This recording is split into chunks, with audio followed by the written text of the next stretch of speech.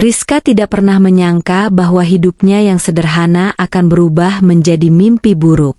Setiap hari, ia mengamen di perempatan jalan kabupaten, menyanyikan lagu-lagu dengan suara lembutnya, berharap mendapatkan recehan dari para pengendara yang lewat. Namun, suatu sore, sesuatu yang aneh terjadi. Seorang pria misterius di dalam mobil hitam memberinya uang pecahan Rp100.000, sesuatu yang jarang terjadi. Hatinya sempat ragu, namun ia tetap mengambilnya tanpa berpikir panjang. Malamnya, mimpi buruk mulai menghantuinya. Tanpa ia sadari, ia telah terjebak dalam dunia yang tidak seharusnya ia masuki. Bagaimana kisahnya? Tonton dan simak cerita menarik dalam video berikut ini. Rizka menarik napas dalam-dalam sebelum melangkah ke pinggir jalan raya yang mulai ramai. Langit pagi yang cerah sedikit menghiburnya, tetapi ia tahu bahwa hari ini akan sama seperti hari-hari sebelumnya. Seperti biasa, ia berdiri di perempatan jalan kabupaten, menunggu lampu lalu lintas berubah merah. Ketika kendaraan berhenti, ia akan mulai menyanyi, berharap beberapa pengendara memberikan recehan untuknya. Di usianya yang baru 19 tahun, seharusnya Rizka bisa menjalani hidup seperti remaja lain. Belajar, bermain, atau bahkan bersantai di rumah. Namun, kenyataan hidup berkata lain. Ia adalah seorang pengamen, bukan karena hobi atau keinginan, tetapi karena keterpaksaan. Sejak kecil, ia tinggal bersama kakeknya di rumah tua yang sederhana di pinggir desa. Orang tuanya menitipkannya kepada sang kakek sejak ia berusia 5 tahun, lalu pergi entah kemana tanpa pernah kembali atau memberi kabar. Pada awalnya, Rizka sering bertanya kepada kakeknya, "Kakek, kapan ayah dan ibu pulang?" Namun, setiap kali pertanyaan itu terlontar, hanya kesedihan yang terlihat di wajah renta kakeknya. Akhirnya, Rizka berhenti bertanya. Ketika ia menginjak usia 14 tahun, kondisi ekonomi mereka semakin sulit. Kakeknya sudah terlalu tua untuk bekerja berat, sementara Rizka masih terlalu muda untuk mencari pekerjaan tetap. Karena itu, ia mulai mengamen. Awalnya, ia hanya berani menyanyi di sekitar desa, tetapi seiring waktu, ia memberanikan diri pergi ke perempatan jalan kabupaten yang lebih ramai. Setiap hari, ia berangkat pagi-pagi, berjalan kaki selama hampir 1 jam untuk mencapai lokasi mengamennya. Hari ini tidak berbeda dengan hari-hari sebelumnya. Jam di ponselnya menunjukkan pukul 7 pagi ketika ia sampai di perempatan. Ia berdiri di trotoar, menunggu lampu merah menyala. Ketika akhirnya kendaraan berhenti, ia melangkah ke tengah jalan dengan membawa ukulele kecilnya. Dengan suara lembut tetapi penuh perasaan, ia mulai menyanyikan lagu favoritnya. Beberapa pengendara menoleh ke arahnya, beberapa tersenyum, dan beberapa lainnya tetap sibuk dengan ponsel atau pikirannya sendiri. Tidak semua orang peduli dengan keberadaannya. Beberapa pengendara memberikan uang recehan, yang dengan cepat ia masukkan ke dalam kantong kecil di pinggangnya. Setelah beberapa putaran lampu merah, Rizka mulai merasa lelah. Ia menepi ke sebuah warung kecil di pinggir jalan. Ia memesan segelas es teh manis dan beberapa gorengan. Pemilik warung, seorang wanita paruh-baya bernama Bu Siti, sudah mengenal Rizka. "Kamu kelihatan capek, Ril," kata Bu Siti sambil menyerahkan es teh kepadanya. Rizka tersenyum tipis. "Iya, Bu. Hari ini panas banget." Bu Siti mengangguk. "Kalau kamu mau, ambil gorengannya lebih banyak. Nanti bayarnya belakangan." Rizka sangat bersyukur dengan kebaikan Bu Siti. Ia memang sering mampir ke warung ini untuk beristirahat. Terkadang, ketika dagangan Bu Siti berlebih, wanita itu memberikan makanan secara cuma-cuma kepada Rizka. Setelah selesai makan, Rizka kembali ke tempat biasanya. Hari semakin siang, dan kendaraan semakin banyak. Ia mengamen hingga sore hari, meskipun terkadang ia merasa sangat lelah. Namun, setiap kali mengingat kakeknya yang sudah tua, ia kembali bersemangat. Menjelang pukul 5 sore, Rizka memutuskan untuk menyanyikan lagu terakhirnya. Ia berdiri di tepi jalan, menunggu lampu merah menyala untuk terakhir kalinya hari itu. Ketika kendaraan mulai berhenti, Rizka kembali menyanyi. Suaranya sedikit serak karena seharian mengamen, tetapi ia tetap berusaha memberikan yang terbaik. Ia berjalan dari satu mobil ke mobil lainnya, berharap mendapat beberapa lembar uang sebelum pulang. Saat itulah ia melihat sebuah mobil hitam mengkilap berhenti di dekatnya. Kaca jendela perlahan turun, dan seorang pria dengan wajah misterius menatapnya. Pria itu mengenakan pakaian serba hitam, wajahnya tidak terlalu jelas karena tertutup bayangan dari dalam mobil. Rizka sedikit ragu, tetapi ia tetap mendekat. Tanpa berkata apa-apa, pria itu mengulurkan selembar uang kertas berwarna merah, pecahan 100.000 rupiah, yang terlipat rapi. Rizka terkejut. Ia tidak pernah mendapatkan uang sebanyak itu dari satu orang sebelumnya. Biasanya, para pengendara hanya memberinya uang recehan atau pecahan 5.000 dan 10.000. "Terima kasih, Pak," katanya dengan senyum lebar. Pria itu tidak membalas. Hanya tersenyum tipis sebelum menaikkan kaca jendela dan melajukan mobilnya saat lampu berubah hijau. Dengan perasaan campur aduk antara senang dan heran, Rizka menggenggam uang itu erat-erat. Ia tidak ingin uang itu jatuh atau hilang. Setelah beberapa saat berdiri di tepi jalan, ia memutuskan untuk pulang. Perjalanannya menuju rumah cukup jauh. Ia melewati jalanan beraspal, kemudian masuk ke jalan setapak di pinggir sawah yang sunyi. Udara sore terasa sejuk, tetapi Rizka tetap berjalan cepat karena ia ingin segera sampai di rumah. Namun, langkahnya terhenti ketika ia melihat sesuatu di tanah, di pinggir jalan setapak. Uang. Selembar uang kertas pecahan 100.000 rupiah, dalam kondisi terlipat persis seperti yang diberikan pria tadi. Jantung Rizka berdegup lebih cepat. Ia menatap uang itu dengan perasaan ragu. Bagaimana mungkin ada uang di sini, di jalan setapak yang jarang dilalui orang? Dan lebih aneh lagi, uang itu terlipat dengan cara yang sama seperti yang ia simpan di saku celananya. Tanpa berpikir panjang, Rizka membungkuk dan mengambil uang itu. Ia merasa seperti mendapatkan rezeki yang tidak disangka-sangka. Dengan hati riang, ia melanjutkan perjalanan pulang, tanpa menyadari bahwa apa yang baru saja ia lakukan akan membawa dirinya ke dalam pengalaman yang mengerikan. Rizka terus berjalan melewati jalan setapak yang membelah sawah. Langit mulai berubah warna, dari jingga terang menjadi ungu tua, tanda malam akan segera datang. Di tangannya, 2 lembar uang pecahan 100.000 yang ia dapatkan hari ini terasa begitu nyata. Satu dari pengendara mobil hitam misterius, dan satu lagi ia temukan di pinggir jalan setapak ini. Rizka menggenggam uang itu erat-erat, takut kalau-kalau tertiup angin atau jatuh tanpa sengaja. Rezeki enggak boleh ditolak, gumamnya dalam hati, meskipun ada sedikit kegelisahan yang muncul di sudut pikirannya. Ia melanjutkan langkahnya dengan lebih cepat. Bagaimanapun, ia tidak ingin berlama-lama di tengah sawah saat malam mulai turun. Tempat ini memang tidak asing baginya. Ia sudah sering melewatinya sejak kecil. Tetapi tetap saja, suasana sepi dan gelap selalu berhasil membuat bulu kuduknya berdiri.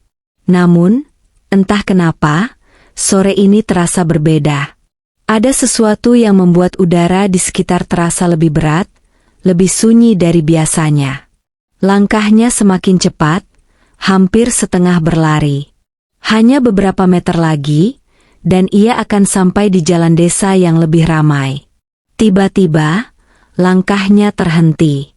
Di kejauhan, tepat di tengah jalan desa yang biasanya sepi, sebuah mobil hitam terparkir. Jantung Rizka berdetak lebih kencang. Itu mobil yang sama. Mobil hitam yang tadi memberinya uang. Namun, sesuatu terasa aneh. Tidak ada tanda-tanda orang di dalamnya.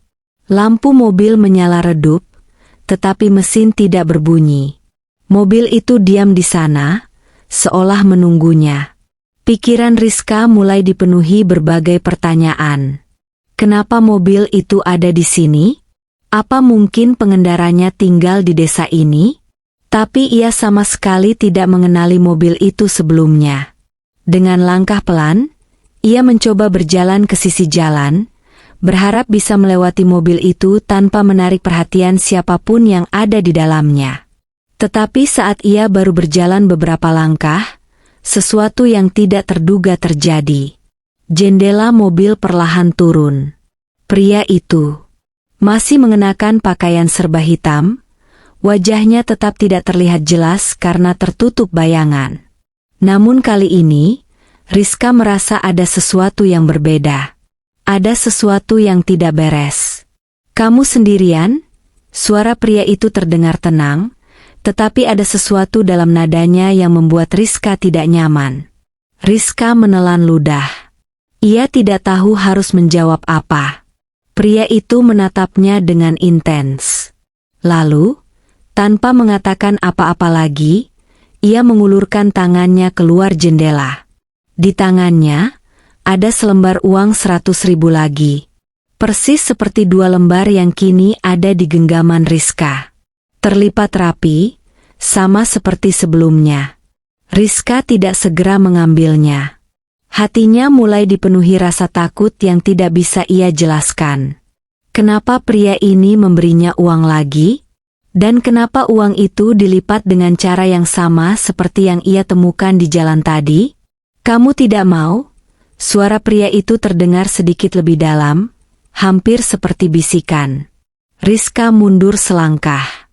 Ia ingin berlari, tetapi kakinya terasa kaku.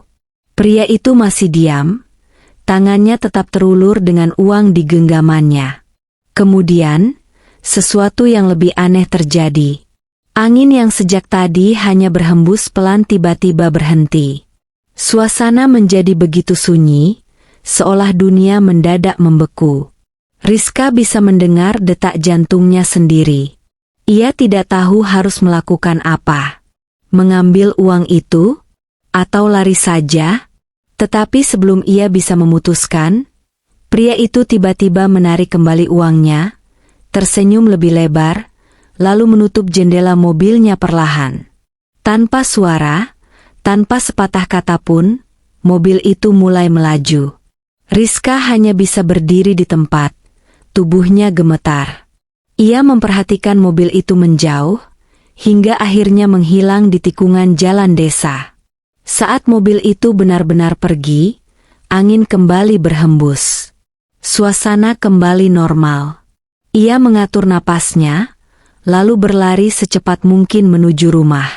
Setibanya di rumah, kakeknya sedang duduk di teras, menunggunya seperti biasa. "Kamu kenapa, Ril? Kok kelihatan pucat?" tanya kakeknya dengan nada khawatir. Rizka tidak langsung menjawab. Ia masih mencoba menenangkan diri. "Enggak, Kek. Cuma capek aja," jawabnya akhirnya, meskipun hatinya sendiri masih diliputi kegelisahan. Ia masuk ke dalam kamar dan segera menyimpan uang hasil mengamennya, termasuk uang yang ia temukan di jalan, ke dalam lemari. Malam itu, ia berusaha tidur lebih awal, tetapi pikirannya terus dihantui peristiwa tadi. Siapa pria itu sebenarnya? Kenapa mobilnya tiba-tiba muncul di jalan desa? Dan yang paling membuatnya takut, kenapa uang yang ia temukan di jalan terlipat persis seperti uang yang diberikan pria itu? Ia menutup matanya, mencoba mengabaikan semua pertanyaan itu. Tetapi alam bawah sadarnya tidak membiarkan ia beristirahat dengan tenang. Malam itu, Rizka mengalami mimpi yang mengerikan. Ia bermimpi dikejar sosok menyeramkan dengan wajah pria yang memberinya uang. Rizka terbangun dengan tubuh bergetar. Keringat dingin mengalir di pelipisnya, dan jantungnya berdebar begitu kencang seakan ingin keluar dari dadanya. Napasnya terengah-engah, seolah baru saja selesai berlari jauh.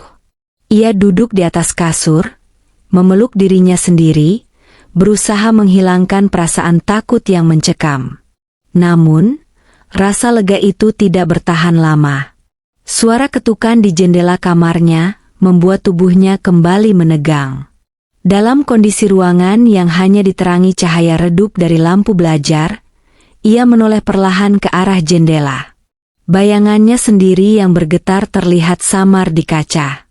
Jendela itu tertutup rapat, namun suara ketukan terdengar jelas.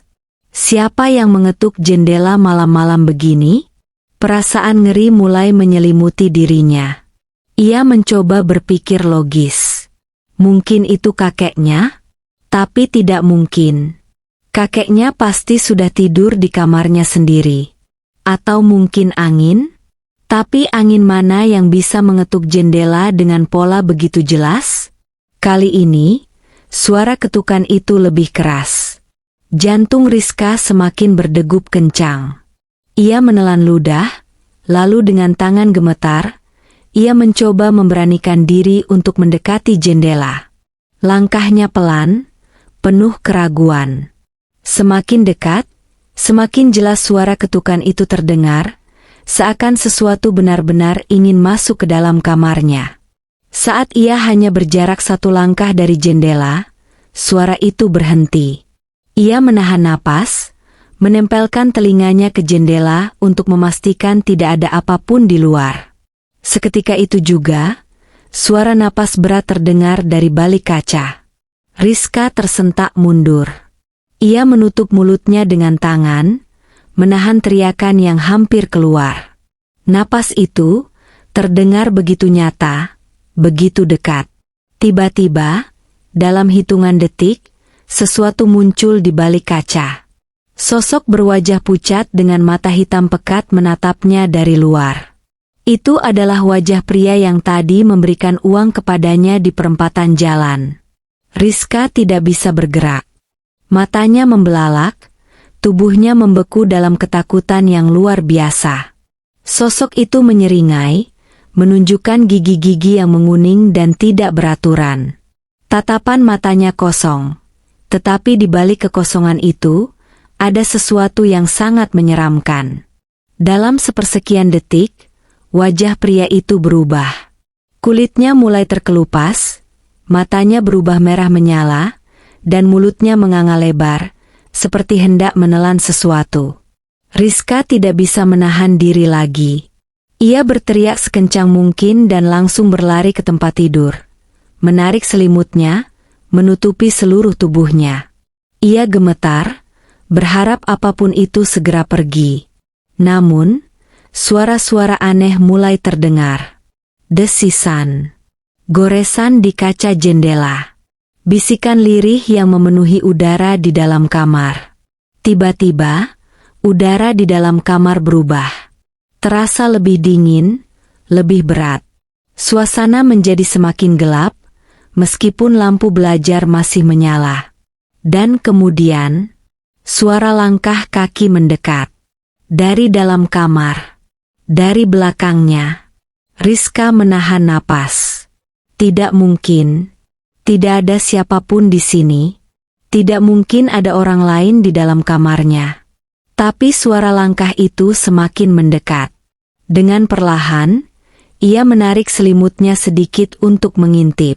Dan tepat di depannya, hanya beberapa sentimeter dari wajahnya, sosok yang tadi ada di jendela kini berdiri di dalam kamarnya.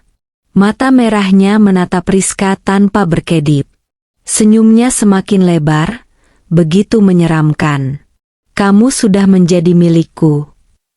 Suara itu terdengar lagi, kali ini jauh lebih dekat, seakan-akan bergema di dalam kepalanya. Rizka mencoba berteriak, tetapi suaranya tidak keluar. Tubuhnya terasa lumpuh. Ia ingin bergerak, tetapi tidak bisa. Ia ingin menjerit, tetapi tenggorokannya seakan terkunci. Sosok itu mendekat lebih dekat, lalu mengulurkan tangannya yang pucat dan kurus ke arah Rizka. Jari-jari panjangnya menyentuh bahunya. Dan saat itu juga, semuanya menjadi hitam. Saat Rizka membuka matanya, ia tidak lagi berada di kamarnya. Rizka merasa seolah terlepas dari dunia yang dikenalnya. Ketika matanya terbuka kembali, ia mendapati dirinya berada di suatu tempat yang sangat berbeda. Rizka berdiri terpaku di tengah padang yang luas, tempat di mana segala sesuatu tampak tidak nyata. Tanahnya berbatu dan kering, dengan retakan-retakan yang seolah mengisyaratkan penderitaan zaman dahulu. Di kejauhan, bayangan-bayangan aneh bergerak perlahan. Rizka bisa melihat siluet makhluk-makhluk yang menyeramkan. Mereka memiliki wajah babi dan tubuh manusia, sambil membawa batu panas yang menyala. Setiap langkah mereka mengeluarkan suara gemuruh pelan, seakan mereka sedang menapaki ritual yang kuno dan penuh misteri. Dengan perasaan campur aduk antara takut dan kebingungan, Rizka berusaha memahami apa yang terjadi. Ia menyadari bahwa dirinya telah terjebak di alam jin pesugihan, tempat yang tidak pernah ia bayangkan sebelumnya. Setiap indera seakan berteriak bahwa ia bukan lagi di dunia manusia. Rasa takut mulai merayapi setiap bagian tubuhnya. Namun di balik ketakutan itu, ia masih berharap ada jalan untuk kembali. Tak lama setelah kehadirannya diketahui oleh makhluk-makhluk mengerikan itu, Rizka merasakan kehadiran yang berbeda. Di tengah teror yang menyelimuti, tiba-tiba ada sentuhan lembut di pundaknya. Rizka membeku, tidak berani menoleh karena takut akan apa yang mungkin mengintai dari balik kegelapan. Namun, suara lembut yang berbeda dari jeritan makhluk-makhluk itu mengajak dengan nada yang menenangkan. "Jangan takut, ikut aku." Dengan segenap keberanian yang tersisa, Rizka menoleh perlahan. Di hadapannya berdiri sosok berjubah putih, wajahnya samar namun memancarkan ketenangan yang luar biasa. Sosok itu tampak berbeda dari makhluk-makhluk lain yang ia lihat. Tidak ada aura mengerikan, melainkan kehangatan yang membuat Rizka merasa sedikit lebih aman. "Siapa kamu?" tanya Rizka dengan suara bergetar. Namun sosok itu tidak menjawab langsung. Tanpa banyak kata, ia mengangguk pelan dan melanjutkan, "Cepat, kita harus pergi sebelum mereka menyadari kehadiranmu." Kata-kata itu bagaikan pelita di tengah kegelapan, memberi secercah harapan bagi Rizka yang mulai kehilangan arah. Tanpa pilihan lain, Rizka mengikuti sosok berjubah putih itu, melangkah perlahan di antara barisan makhluk yang terus mengawasinya dengan tatapan tajam. Langkah demi langkah, ia menyusuri medan yang asing dan penuh bahaya, berusaha menyingkir dari bayang-bayang yang mengancam. Di balik setiap belokan, ia merasa seolah dituntun oleh kekuatan yang lebih tinggi, namun pada saat yang sama, ia merasakan kehadiran sesuatu yang tak kasat mata, selalu mengintai dari balik kegelapan. Dalam perjalanan itu, Rizka melihat pemandangan yang semakin aneh. Ada formasi batu-batu besar yang tersusun seperti tugu-tugu kuno, ditutupi lumut dan ukiran yang sudah pudar oleh waktu. Di sekelilingnya, udara terasa panas dan kering, berbeda jauh dari kesejukan pagi di dunia manusia. Suara adzan yang samar terdengar di kejauhan, seolah mengisyaratkan harapan dan keimanan yang pernah ia kenal.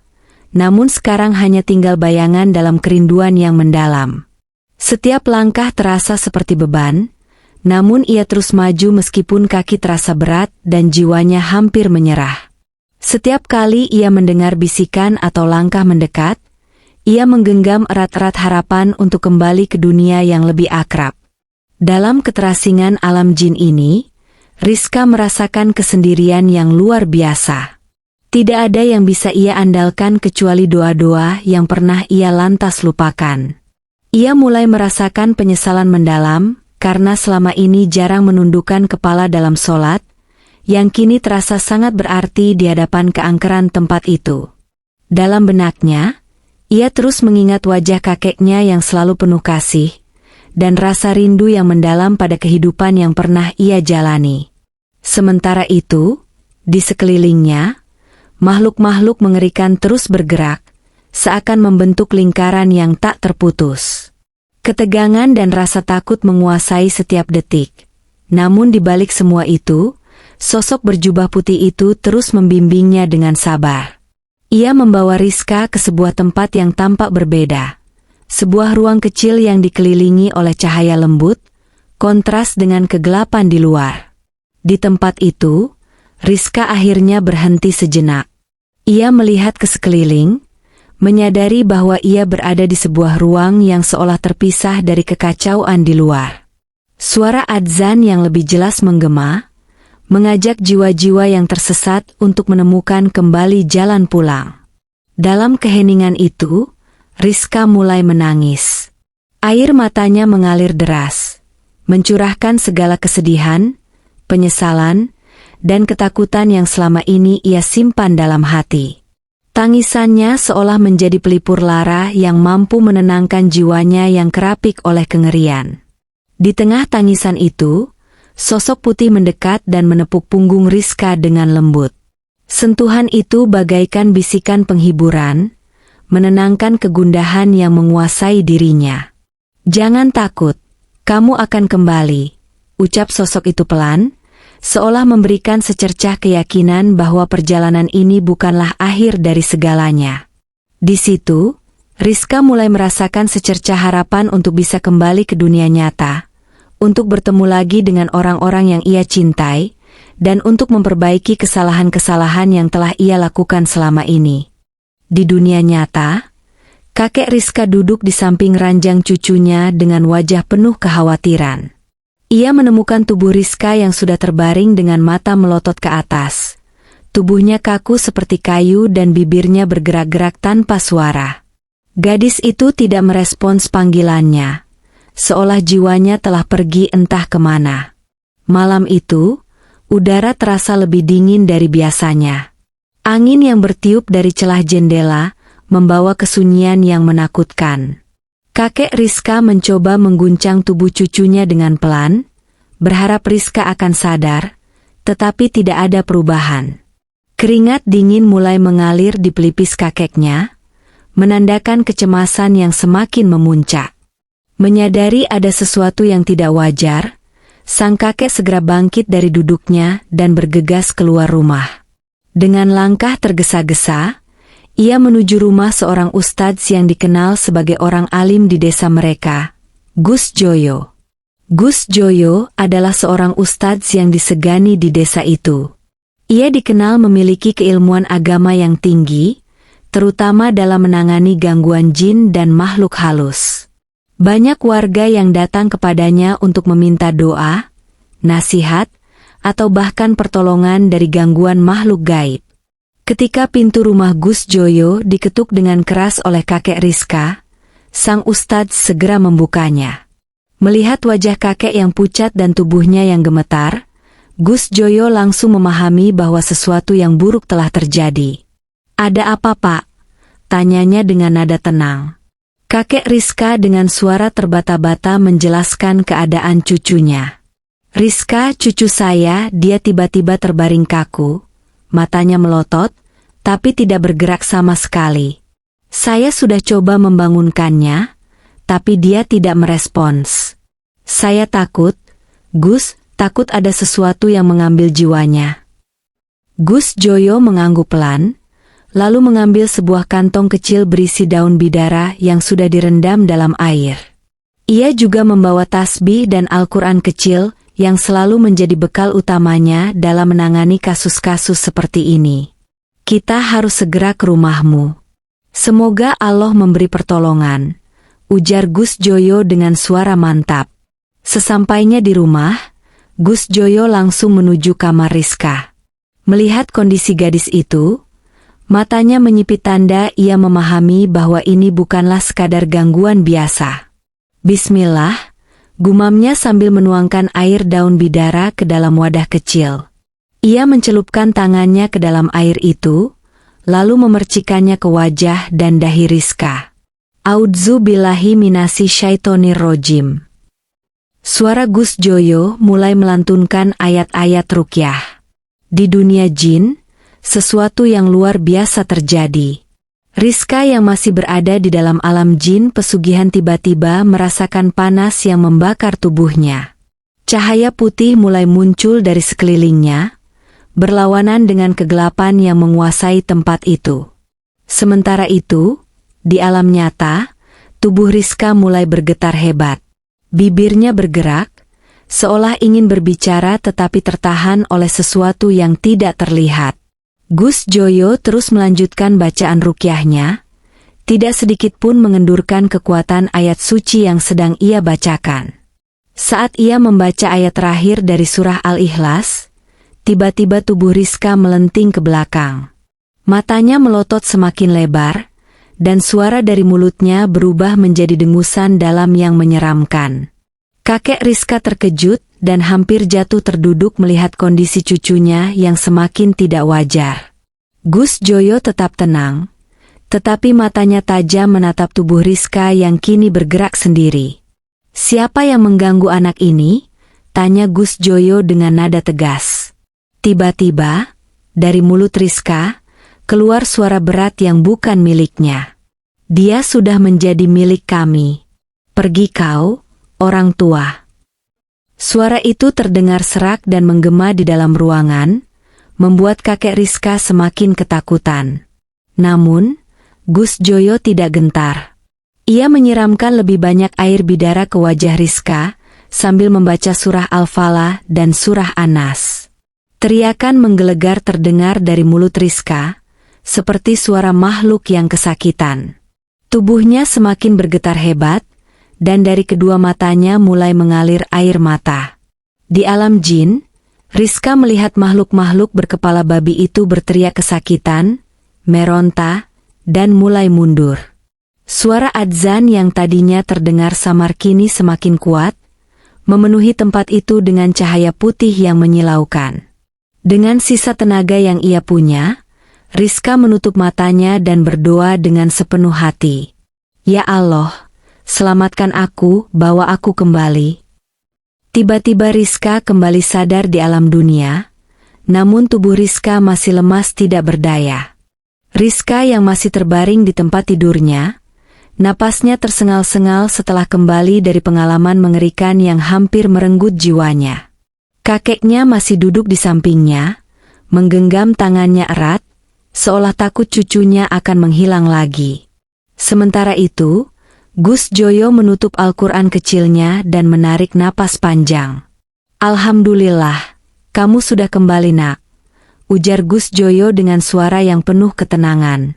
Namun, meskipun tubuhnya sudah kembali ke dunia nyata, pikiran Rizka masih tertinggal di tempat mengerikan yang baru saja ia tinggalkan.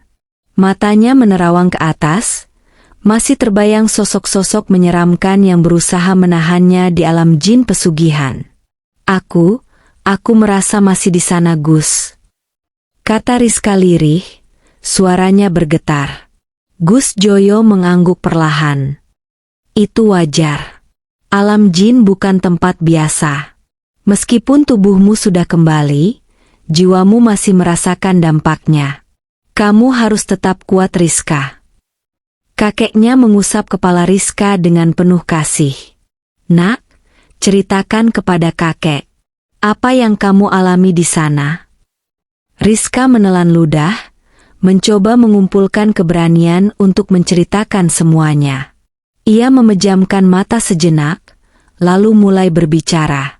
Aku berada di tempat yang gelap. Langitnya merah, tanahnya retak-retak seperti sudah terbakar.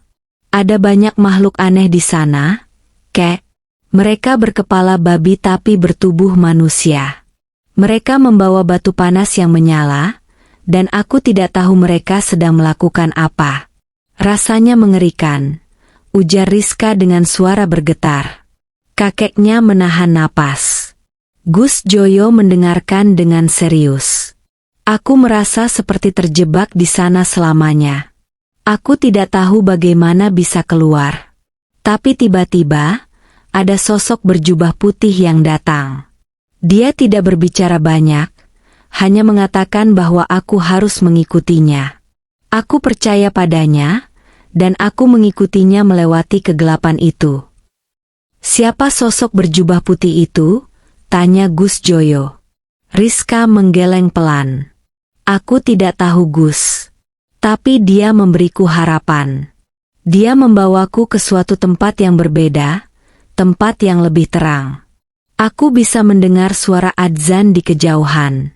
Rasanya menenangkan, meskipun aku masih merasa ketakutan. Aku menangis di sana Gus. Aku merasa bersalah karena selama ini aku jarang sholat. Aku merasa aku sudah jauh dari Tuhan. Kata-kata Rizka membuat suasana hening. Gus Joyo mengangguk pelan. Itulah cahaya yang diberikan Allah Rizka. Ketika seseorang berada dalam kegelapan dan mulai mencarinya, maka dia akan memberi jalan, ucap Gus Joyo. Rizka menahan air matanya, tetapi tidak bisa. Isakannya pecah, dan ia menutup wajahnya dengan kedua tangan. Kakeknya mengusap punggungnya dengan lembut. Aku menyesal kek. Aku menyesal sudah jauh dari Allah. Kakeknya menggeleng. Tidak ada kata terlambat nak. Yang penting sekarang kamu sadar dan ingin berubah. Setelah beberapa saat, Rizka mulai merasa lebih tenang. Namun, ada sesuatu yang mengganjal di benaknya. Ia teringat uang 100.000 yang ia temukan di jalan, uang yang sama seperti yang diberikan oleh pria misterius di mobil hitam. Dengan cepat, ia bangkit dan berjalan menuju lemari tempat ia menyimpan uang itu. Tangannya gemetar saat ia membuka lemari dan mencari uang itu di dalam wadah kecil, tempat ia menyimpan hasil mengamennya. Namun, uang itu tidak ada. Wajahnya pucat. Keh, Gus, uangnya hilang. Kakeknya ikut mencari, tetapi hasilnya tetap sama. Uang yang seharusnya ada di sana sudah menghilang tanpa jejak, seakan tidak pernah ada. Gus Joyo menatap Rizka dengan dalam. Itu bukan uang manusia Rizka. Itu adalah uang jin pesugihan. Jika kamu menyimpannya dan menggunakannya, mungkin kamu sudah masuk ke dalam perangkap mereka. Tapi karena kamu sudah kembali dan menyesali semuanya, Allah melindungimu dengan menghilangkan uang itu. Rizka menatap Gus Joyo dengan mata berkaca-kaca. Ia tidak percaya bahwa ia hampir saja terjebak dalam sesuatu yang begitu mengerikan. Jika ia tidak menyadarinya lebih cepat, mungkin ia tidak akan pernah bisa kembali. Gus Joyo melanjutkan, jin pesugihan sering memberikan sesuatu kepada manusia untuk menarik mereka masuk ke dalam perjanjiannya. Mereka memberikan uang, harta, atau kemudahan, tetapi semua itu ada harganya. Mereka ingin menukar nyawamu dengan apa yang mereka berikan. Beruntung kamu bisa kembali sebelum semuanya terlambat. Rizka menggigit bibirnya. Ia benar-benar sadar sekarang. Ia melihat kakeknya yang masih memegang tangannya, seakan takut Rizka akan menghilang lagi. Dalam hatinya, ia berjanji untuk tidak akan pernah bermain-main dengan hal yang tidak ia pahami.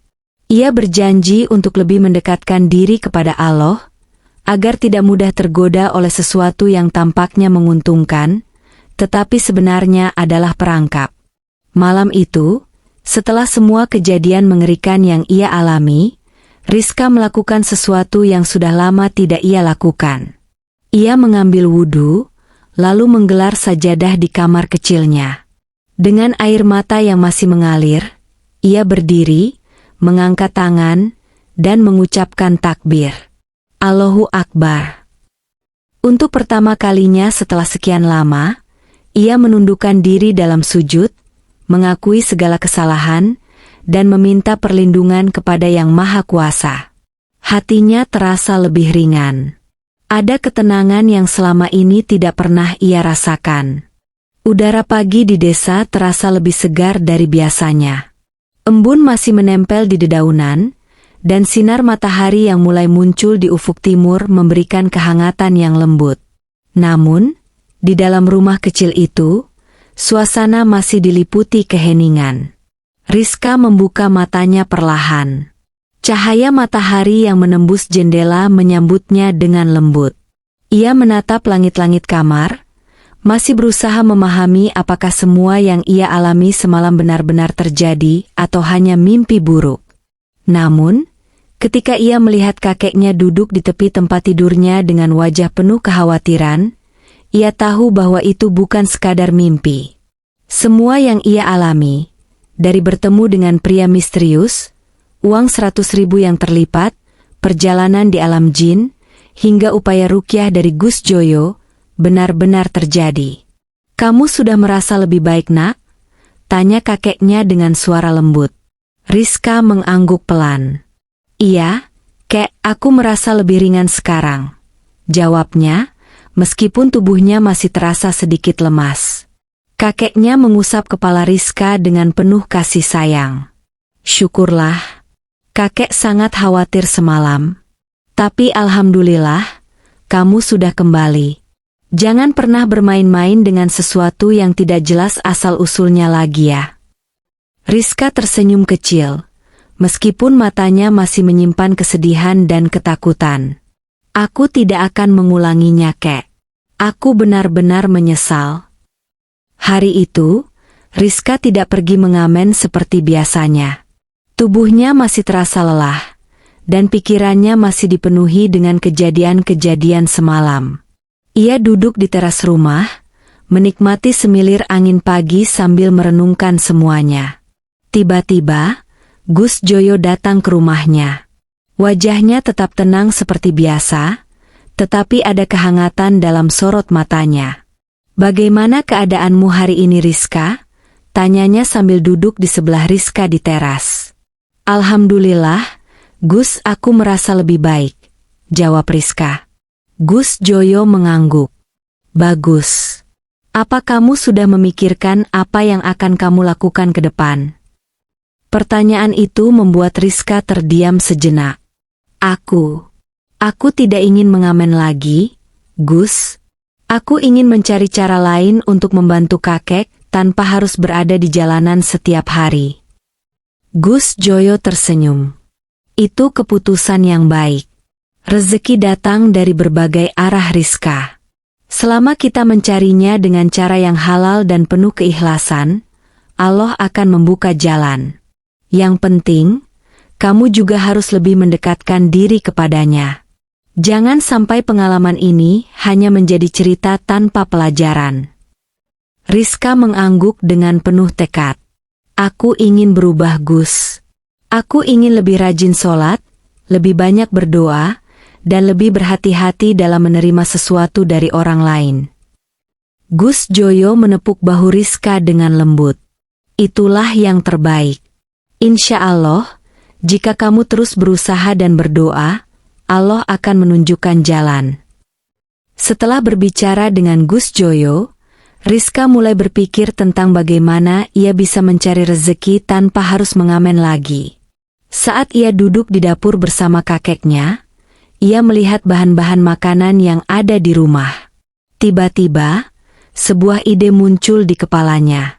"Kek, bagaimana kalau aku mulai berjualan makanan kecil?" tanyanya. Kakeknya menatapnya dengan kaget. "Kamu yakin, Nak? Kita tidak punya banyak modal." Rizka tersenyum. "Aku bisa mulai dari yang kecil dulu, Kek. Aku bisa membuat gorengan atau kue-kue sederhana, lalu menitipkannya ke warung Bu Siti. Aku yakin, kalau kita niat dan bekerja keras, pasti ada jalan." Kakeknya terdiam sejenak, lalu tersenyum bangga. "Kamu sudah banyak berubah, Nak. Kakek akan mendukung apapun yang kamu lakukan." Hari itu, Rizka mulai mencoba membuat beberapa jenis gorengan. Dengan bantuan kakeknya, ia memasak dan mengemas gorengan-gorengan itu dengan rapi. Kemudian, ia pergi ke warung Bu Siti untuk menawarkan dagangannya. Bu Siti yang sudah mengenal Rizka sejak lama sangat senang mendengar bahwa ia ingin berhenti mengamen dan mencoba berjualan. "Tentu saja, Rizka. Aku akan membantu menjualnya di warungku.